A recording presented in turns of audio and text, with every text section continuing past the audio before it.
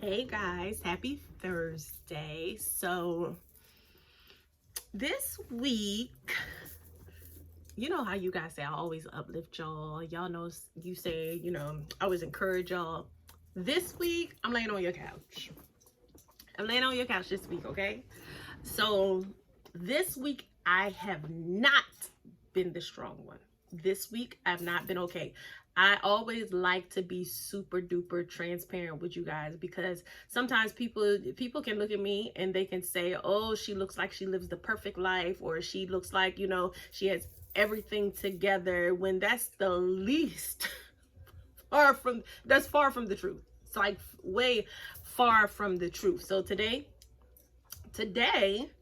I'm going to speak some of my truth today, because at the end of the day, when you acknowledge and you deal with things, you realize how much it can set you free. And when you hold things in to try to keep an image together, when you try to hold things on because you're expected to be the strong one, you're expected to be the one to pour into everybody, you're the one that they expect you to minister, then a lot of people don't check on the strong ones. And it might be somebody that's just like me, like, listen, I want to get my issues out, I want to get my feelings out, but it's so hard because somebody might judge me, somebody might look at me different, somebody might be like, okay, then how is she doing this when she feels like this, and how can she be called to do this when she ain't even got her entire life together? But like I told him on Sunday, I said, broken crayons still color, broken crayons still have a purpose, they can still work, and God sometimes will use our broken pieces in order for us to help us heal, but also to help those that are feeling just like us heal. And I know I've said before in one of our episodes that if I never been through anything in my business or in my life, how in the world am I supposed to help somebody else come up? If I've never been through failure in my business, how am I gonna help somebody who feels like they're failing, to show them like if you just keep pressing, then you can actually make it through this thing? So today I just feel like, I am not the strong one today. I'm not the strong one this week. It's so many things that go on to in my life that I just pass by. Like, I've been going through life changing events and just keep going. Just keep going like it's nothing. And I think I'm gonna take this gum out my mouth. I think what happens is that we just tell ourselves, it's going to be okay. It's going to get better. Let's keep on pressing. Let's keep on going towards the mark. Like, all right, if we speed past this thing, instead of really just dealing with that thing, instead of just taking a time out. And I realized that no matter how many time outs you have to take, just take it. No matter how many times you have to reset, go ahead and just reset. People expect you to show up. I have this responsibility to continue to show up. I have this responsibility to continue to be present. And sometimes I just feel like I need to be hid. And sometimes I feel like I just need to take a mental break. But this pressure of having to continue to just show up, and to show up with a smile on your face, and to show up and just be happy and be able to pour out and be happy to just encourage others, you have this responsibility that you never take that time out that you need. You never take the time out that you need. And I think that at one point, like, you know what? Burnout is real. I said that like 2 weeks ago. Like, burnout is real. It got to the point where I ain't want to run the boutique. I'm tired. Like, I had lost a passion for it. I had lost my excitement for the boutique. And still a little bit, like, it's still kind of there right now where I don't really want to do this thing. Like, I want to do something different. And it had become very overwhelming. And instead of it being fun, it has become like a job. It's become like work, and I'm not enthusiastic about showing up anymore. I'm just coming to just come. And now days I don't feel like getting out of bed because I have this responsibility to continue to show up. I have to show up, but I am showing up physically, but I am not showing up like emotionally. I'm just not there. It's like I'm a walking zombie because I have so much going on in my mind. And it's like a few people know, which my daughter, when she's ready to tell her testimony, she'll tell her testimony. So like a few people know, like my daughter was pregnant back in May, then March. I think we found out like the end of March. And you know, it was a shock. And then, you know, we came to, all right, we're gonna have a baby in the house. Like we started getting excited. We're gonna have a baby in the house. And then here come May, and she has a miscarriage. And now it's just chaos. It's just depression is everywhere. Suicidal thoughts are everywhere. And it's like, okay, but I still got this responsibility to show up. I still got this responsibility that I still have to minister. I still got this responsibility where I have to encourage those that nobody knows what's going on in my life, but yet people still pull and they were still tugging. And I still feel like I have a responsibility to do this thing with a smile. I never took the time out. I never took the time out. It's my 40th birthday. They gave me a party. I showed up with a smile. I never took the time out. I never took the time out, and my mind is going crazy, y'all. My mind is going crazy, but I never took the time out. And it seemed like when big things happen like that in my life, I just skate by like, all right, we got to keep going. We got to keep it moving. We got to keep it moving. That is not the thing to do, guys. That is not. I don't know how many times I had to emphasize, take the time out. Take the time out before you stress yourself out, before your body shuts down on you. Like my thoughts, when I tell you my thoughts were everywhere, and I may be rambling, y'all, but I'm just getting all this out. I'm just getting it out. But when I mean that my thoughts were every which way, I could not focus. I couldn't get a task done. It was so many things that needed to be done because my thoughts are everywhere, and I'm not writing anything down. I'm not journaling. I'm not praying like I was supposed to pray. I'm trying to read the word, and I'm not even understanding the word, and I'm just like, forget it. I'm not even gonna waste my time with reading the word because it's all confusion. I had so much confusion in my mind. I wasn't spending the time with God that I needed to because it seemed like my life was in fast forward. It seemed like my life was in fast forward. And my husband always said, we living in fast forward and we never take the time to hit play. And a lot of times when you are living your life in fast forward and you keep going, sometimes you have to end up hitting rewind because you done missed some things. And I still got to go back. But it was like everything was in fast forward. I wake up in the morning, it seemed like it was, I got so much to do. I got to go that I missed out on spending time with God to get my day in order. And that was the thing that kept me in order. I was oversleeping, oversleeping. I like to get up early so I can pray and then going about my day. I was getting up 8, 9, 10 o'clock. By that time, like my day I'm behind. I am behind. So now if I do pray, it's going to be like a 5-minute prayer because I got to get going because I got to go. I got stuff I got to do. I got a whole day ahead of me. And when you start feeling like you behind, it throws everything out of whack. It threw everything out of whack. But I was oversleeping because I was so heavy. I was so overwhelmed. I just thought that sleeping was going to get me away from my issues. If I go to bed early, then I can sleep this thing off and I'll deal with the stuff tomorrow. Whatever didn't get done today, I'll deal with it tomorrow. But because I was still feeling so heavy that I was oversleeping and the stuff still wouldn't get done. Stuff started piling up 2, 3, 4, 5 weeks. Because I never took the time out. I never took the time to realize, like, sis, your daughter literally just dealt with a miscarriage and you kept it going. You kept it going. Now I use that example because that's the fresh example, but I do it all the time. Though when tragedy hits, baby, I go. I throw myself into whatever task that you can't do. You got to deal with it. You have to deal with it. Quit allowing things. What he said, when you sweep stuff under the rug, eventually you're going to trip over it. You're going to trip over it. You got to deal with it. Give yourself, first of all, give your time. If you had ever had anybody pass away, give yourself time to grieve.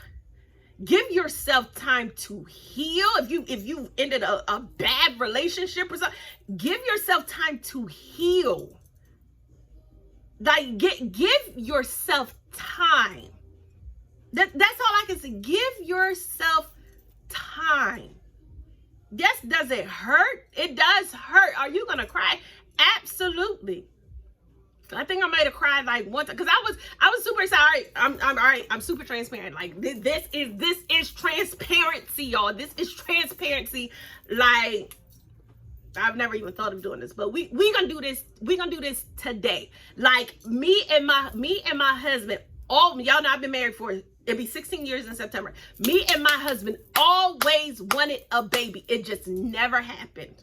It never happened. You know, the doctors said that, you know, sperm count was low. Then they tried to tell me I had PCOS. So that's why we couldn't have a baby. In like 16 years, no birth control, no protection. Like, it just has not happened. And when I mean, all right, let's talk about it. When I mean for like probably the first 10 years of our marriage, when we were trying to have a baby, and you know, at one point you think that you're pregnant because you seems like your period's late or your menstrual cycle, whatever.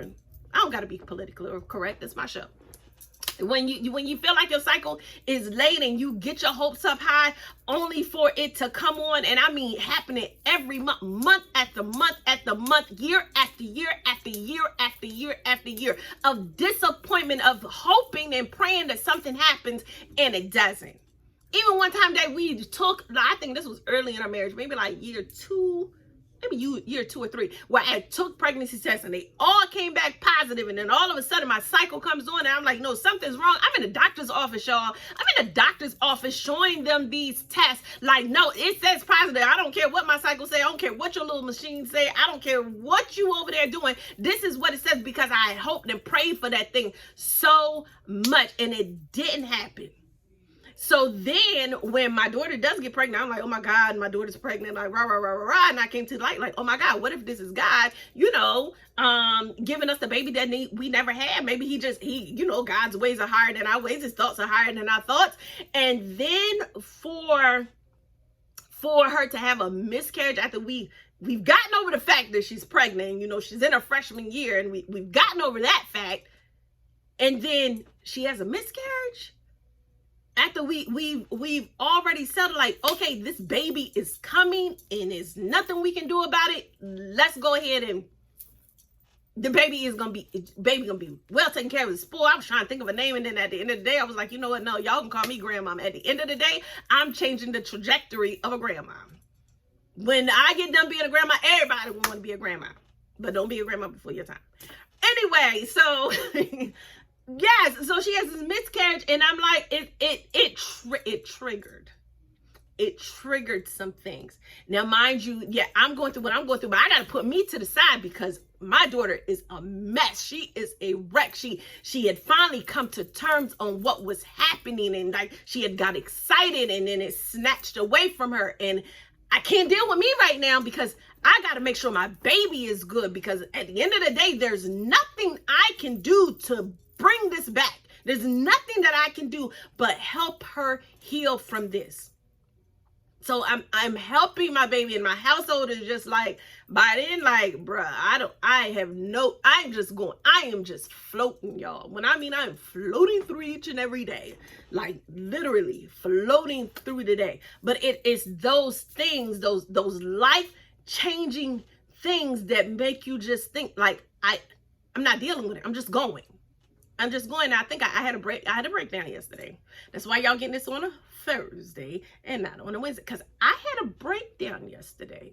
I really had a breakdown, and I've been real emotional anyway over the last probably 2 months or so. I've been real emotional, and you can ask my husband. Like, my husband, I guess he said when I get in my way, I become real nitpicky, and, you know, I want to pick arguments. And when I pick arguments, like, they not ending until I want them to end.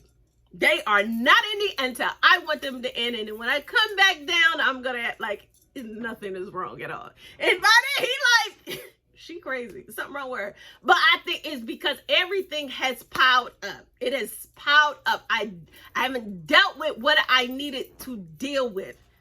That's why I say, take a time out.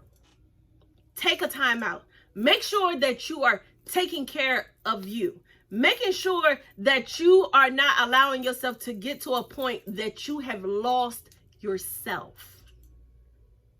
You can't because it is emotionally draining.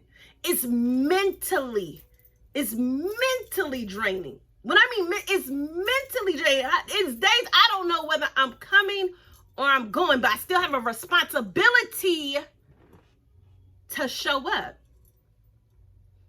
And sometimes you can't allow your responsibility to show up hinder you overall. Because at the end of the day, these people, they're going to figure out how to get by with you or without you.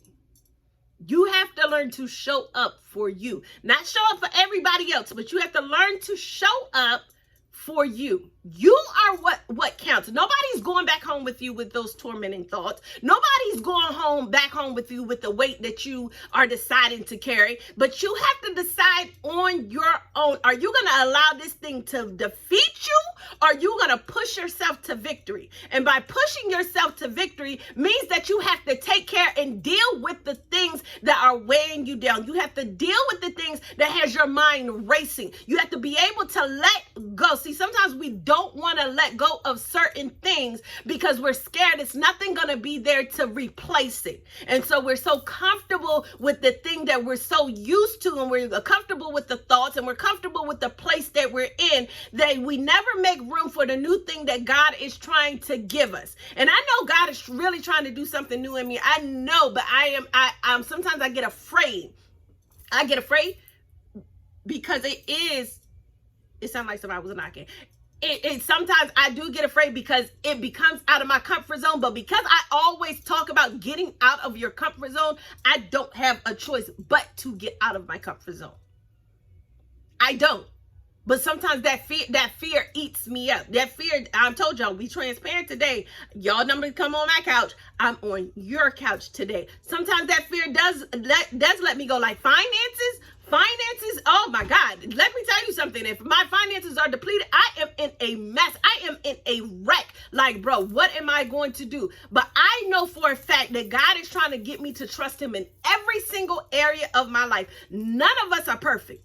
None of us are perfect. But when you start and your body yearns for a full deliverance, God will start revealing some things to you to show you, like, listen, I want all of you, but there are certain areas in your life that you are not allowing me in. My finances would be one of them because I always felt like I had control over my finances. So sometimes God allows things to happen in order for you to fully depend and trust on him. And when you can learn to depend and trust on him for everything in your life, it's just a peace that you rest in that nobody can ever steal. It's in the presence of God that there's a fullness of joy. And a lot of times we get out of the presence of God because we're scared of what's going to happen if we lose something. We're scared of what's going to happen if we have to let go of something. But one thing that I know, God has prepared a place for me. And that is literally what keeps me going. What keeps me going is knowing that God has prepared a place for me that is not of lack, that is not of sickness, that is not of depression. He has prepared a place for me that is going to allow me to have a rich and prosperous life that is of good and not disaster. So when I know that the place that he is carrying me, even though I may have to go through the dark. If you go back and listen to that one of You're Not in the Dark, or You Have to Go Through the Dark, whatever episode that is called, that when I am in a dark space, it is only for me to grow. It's only for me to mature. Because when you place a seed into a dark spot, it has to come out, and it's coming out better and bigger than what it went in. It's coming out multiplying more than what you put into the ground. So when you feel like you are in that dark spot, it's not because you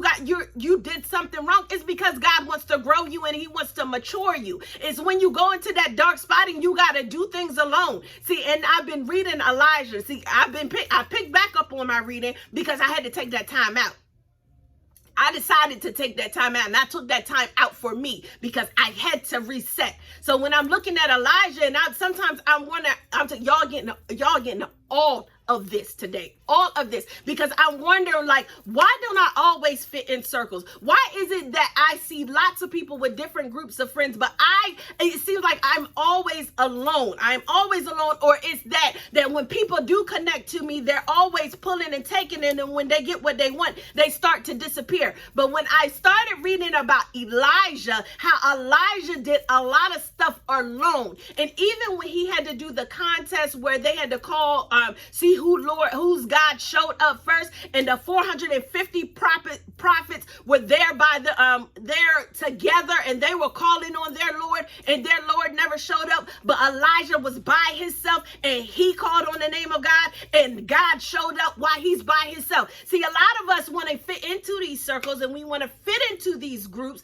because we think, they validate us, but that 450 prophets had no power to call down their God. But when Elijah called down his God by himself, the power showed up. I'm trying to tell you that just because you see a lot of people in a lot of different circles, and I tell y'all all the time, like, we are set apart. I say that, but still sometimes that's when I talk about we're not perfect. We are not perfect. But when people when you start to see those groups together, and you start to be, why can't I be a part? And why don't I have a support group like that? God don't need nobody else to get the glory on what he's going to do in your life. He doesn't need anybody else to get the glory on what he's going to do. He doesn't need you to say, oh, it's because I had this friend and I had this group of friends and they pushed me to success. No, God said, this time I'm going to show you that I pushed you to that level of success. I'm the one that got you where you needed to be. It wasn't a group. And a lot of times people can't handle you. They can't handle where God is about to take you. There's a lot of jealousy. There's a lot of envy. There's a lot of hate. And because your heart is so big, and because you love so hard, and you love with the love of Christ, you are willing to be, sometimes you can be manipulated by people because you are a giver. You love to give, and you give anything. You give the shirt off your back. God said, I'm not going to surround you with people that are just going to continue to take from you. I'm not going to surround you with people that are going to continue to use you. So therefore, I had to isolate you just for a little while so that I can show you that you are so that I can heighten your discernment so you can know who is for you and so you can know who's against you. You have to be able to see it. You have to be able to see, because you can't get to everybody. You can't. There are certain people that are connected to you. There are certain people that are supposed to be connected to you. And there are certain people that are just leeches. God is releasing the leeches so it can make room for the people that are supposed to be connected to you. Because it's going to be a spirit of reciprocation where you give and they give back to you. Where you pour out and they pour back in. So you got to make room for those people. But you have to learn how to love yourself before you can be connected to those people. Because if those people or the wrong person decides to get connected to you, you got to be able to love yourself when they disconnect from you. You have to be able to love yourself when they disconnect from you. You have to be able to heal when they disconnect from you.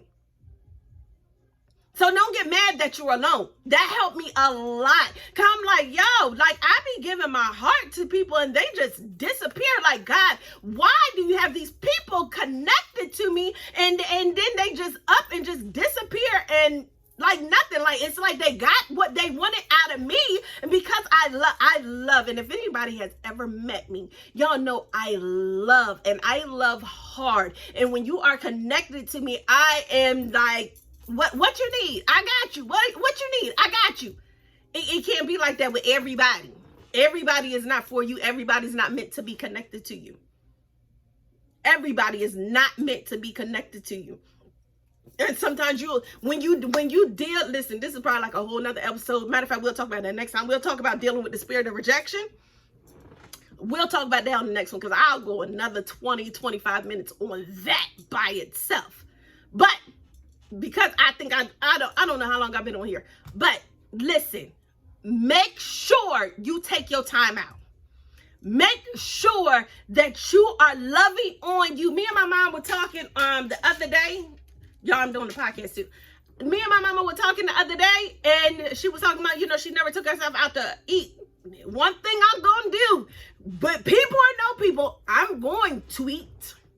I'm going to eat. And I was like, Mom, you got to take yourself on a dinner date just by yourself. Listen, sis, when you go, you get the appetizer, you get the entree, you get the dessert, whatever it is that you want off that menu. You treating yourself. You treat yourself good. Honey, I would sit down by myself, people watch. And y'all know I love people watch. I'll people watch, scroll on my phone, do whatever. It's me. I'm taking myself out on a date. I'm loving me, and I'm going to treat myself to the finest. And I don't care if I don't eat all the food. I don't even want a box. I should probably be getting a box, but I don't care. I don't care. At the end of the day, I'm treating me. And if I want 2 appetizers, I'm going to get it. If I want 2 entrees, I'm going to get it. I want to try this dessert and that dessert because I can't make up my mind and I'm by myself, so I can't tell somebody else to get it. I'm going to get both of them. I am. Love yourself. Love yourself. That's part of my story today. All right, guys, this bun is about to fall. But that's part of my story. I laid on y'all's couch today. My little breakdown yesterday was bad, but I'm back again. I'm back today. I'm back. I took my time out. I had my pity party, and this just got back up. But don't be pushing past them life-changing events. Don't do it. Don't do it. Deal with it. Heal from it. Because otherwise it's going to trigger some other things that you never dealt with. All right? So I'm done. I don't even know. I hope I encouraged y'all. I hope I helped y'all. I don't know. Leave it in the comments. It might just be a vent session. I don't know. But y'all do what y'all do. I love you guys. See you next Wednesday if I don't decide to take a time out. Okay?